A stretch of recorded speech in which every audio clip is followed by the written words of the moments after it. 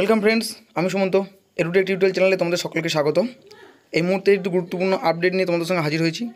এই নোটিশটি উচ্চ মাধ্যমিক শিক্ষা সংসদ থেকে প্রকাশিত হয়েছে। কাদের জন্য গুরুত্বপূর্ণ?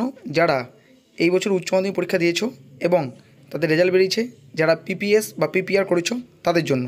তাদের আগামীকাল অর্থাৎ 30 মে তাদের পিপিআর বা পিপিএসের রেজাল্ট পাবলিশড হবে, যেটা উচ্চ মাধ্যমিক শিক্ষা সংসদ থেকে নোটিশটি পাবলিশড হয়েছে। সেই নোটিশে কী বলেছে? তোমরা নিজের লগইন আইডি এবং পাসওয়ার্ড দিয়ে 3/6/2025 তারিখে নিজের পিপিআর এবং পিপিএস রেজাল্টগুলো দেখতে পাবে। এবং 30 তারিখে রেজাল্ট পাবলিশ হওয়ার পর তোমরা এই ওয়েবসাইটটিতে গিয়ে তোমাদের নিজস্ব লগইন আইডি এবং পাসওয়ার্ড দিয়ে রেজাল্ট দেখতে পাবে এবং বাকিদের ক্ষেত্রে রেজাল্ট 3/6/2025 বেরোবে। আর এটাও বলা হয়েছে যে তোমরা তোমাদের রেজাল্ট কবে হাতে পাবে?